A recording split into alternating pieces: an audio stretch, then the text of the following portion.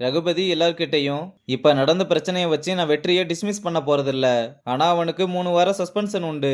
மாறன், நீ என்ன நினைக்கிறேன்னு எனக்கு நல்லாவே தெரியுது. நான் ஏன் இந்த டிசிஷன் எடுத்தேன்னு உனக்கு அப்புறம் எக்ஸ்பிளைன் பண்றேன்னு சொல்ல, ஒரு வழியா வெற்றியோட சாப்டர் முடிஞ்சதுன்னு நினைச்சா, இப்படி நெடுமாறனோட தலையில இடியே இருக்கணும் தான் அவனோட ரியாக்ஷனை மட்டும் பாருங்க, செம்ம காமெடியா இருக்கும். நான் இந்த சீக்ரெட் கிச்சனை பத்தி விசாரிச்சதுல நம்ம ரெசார்ட்டோட ப்ராஃபிட் மார்ஜினை விட அந்த சீக்ரெட் கிச்சனோட ப்ராஃபிட் மார்ஜின் அதிகமா இருக்கு. அதுக்கு மெயினான ரீசனே காஸ்ட் கட்டிங் தான்.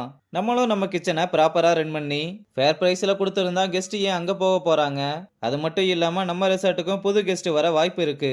இதனால நம்ம ப்ராஃபிட் மார்ஜினும் அதிகமா இருக்கும்னு சொன்னதும் நெடுமாறன் வேகமா எந்திரிச்சு, எனக்கு ஒரு முக்கியமான கெஸ்ட் கூட மீட்டிங் இருக்கு, அதுக்கு இப்ப டைம் ஆச்சு, நான் கிளம்புறேன்னு சொல்லிட்டு ரொம்ப அப்செட்டா அங்க இருந்து கிளம்புறான். அப்படி எந்த கெஸ்ட்டை மீட் பண்ண போறான்னு பார்த்தா ரெசார்ட்டோட இன்வெஸ்டர் ஒருத்தர் தான் மீட் பண்ண வந்திருக்கான். இவரும் நெடுமாறனும் ஃப்ரெண்டு போல.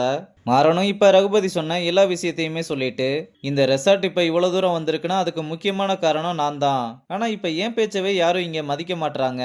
நான் தான் இங்க பிராண்டுன்னு ஆனதுக்கு அப்புறம், ஆனா இப்ப ஆர்ஆர் ரெசார்ட்டை பிராண்ட் ஆக்கணும்னு என்னோட ரெசிபியை என்கிட்ட இருந்து எடுத்து அதை பேக் பண்ணி என் பேரை போடாம ஆர்ஆர் ரெசார்ட்னு போட்டு சேல் பண்றாங்க. நெடுமாறன், இங்க இருக்க எல்லாருக்குமே நீங்க தான் இந்த ரெசார்ட்டோட பில்லர்னு நல்லாவே தெரியும். உங்களுக்கு நடக்கிறது நியாயமே இல்லைன்னு இன்வெஸ்டரும் மாறனுக்கு சப்போர்ட் பண்ண ஆரம்பிக்கிறாரு.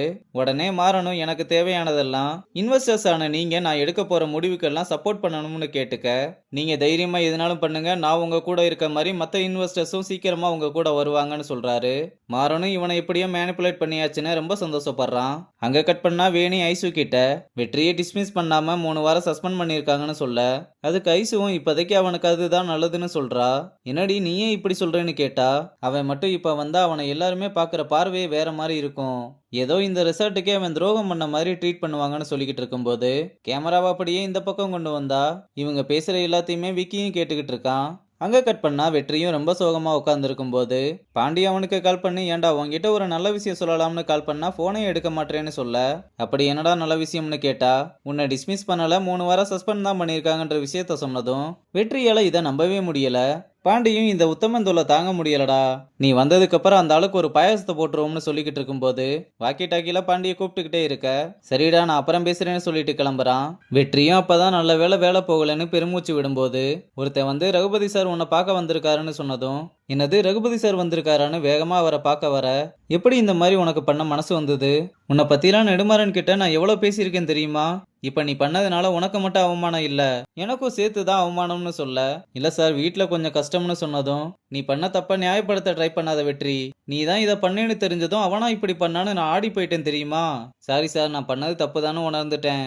அதுக்கும் மேல என்னால உங்களுக்கு அவமானம்னு சொன்னீங்க சார், சத்தியமா இனிமேல அந்த மாதிரி பண்ண மாட்டேன், நான் பண்ண எல்லாத்துக்குமே என்ன மன்னிச்சிருங்கன்னு கையெடுத்து கும்பிட்டு மன்னிப்பு கேட்கிறான். அப்புறம் ரகுபதியும் அவன் பண்ண தப்ப உணர்ந்ததை புரிஞ்சுக்கிட்டு, செலவுக்கு இந்த பணத்தை வச்சுக்கோன்னு வெற்றி வேணாம்னு சொன்னாலும் வம்படியா அவனோட கையில வச்சுட்டு, நடந்ததை பத்தியும் நினைச்சுக்கிட்டு இருக்காத, இனிமேல் இந்த மாதிரி நடக்காதுன்னு நான் நம்புறேன், அந்த நம்பிக்கையை மட்டும் காப்பாத்துன்னு சொல்லிட்டு போறாரு.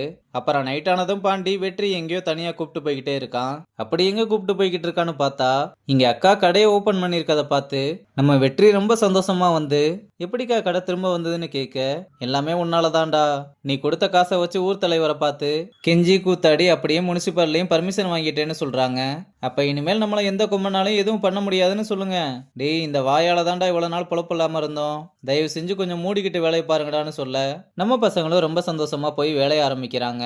வெற்றியும் சமைக்க ஆரம்பிச்சதும் மறுபடியும் கடையில கூட்டம் களைகட்ட ஆரம்பிச்சிருச்சு. இதனால அக்காவும் ரொம்ப சந்தோஷமா எல்லாருக்குமே பரிமாறிக்கிட்டு இருக்காங்க. இங்க ரகுபதி அவரோட பழைய போலீஸ் ஃப்ரெண்டுக்கு கால் பண்ணி, 15 வருஷத்துக்கு முன்னாடி என்னோட ரெசார்ட்ல ஒரு செஃப் வேலை பார்த்தான்னு சிதம்பரத்தை பத்தி அவர்கிட்ட சொல்லி, அன்அபிஷியலா எனக்காக அவனை நீ கண்டுபிடிச்சு தரணும்னு சொல்றாரு. இது வர உதவின்னு கேட்காத, நீ கேட்டு முடியாதுன்னு சொல்ல முடியுமான்னு அவனோட டீட்டெயில்ஸ் அனுப்பி நான் தேட சொல்றேன்னு சொல்றாரு. ரகுபதியும் சிதம்பரத்தை பத்தின தேடலை நிறுத்துற மாதிரி தெரியல. அங்க கட் பண்ணா ஐசோ கிளப்ல சந்தோஷமா பாடிக்கிட்டு இருக்கும்போது பக்கத்துல கிட்டார் வாசிக்கிற ஒருத்தனை பார்த்ததும் நம்ம வெற்றி வாசிக்கிற மாதிரி தெரிஞ்சதுமே ஸ்டன் ஆகி அப்படியே நின்னுட்டு, நீங்க கண்டினியூ பண்ணுங்க, நான் இப்போ வந்துடுறேன்னு சொல்லிட்டு பீச்சுக்கு வந்து மாஸ்கை தூக்கி போட்டு வெற்றி கூட இருந்த அழகான நினைவுகளை நினைச்சு பார்த்து கண்கலங்கி அழுதுகிட்டு இருக்கதோட இந்த எபிசோட முடிச்சிருக்காங்க.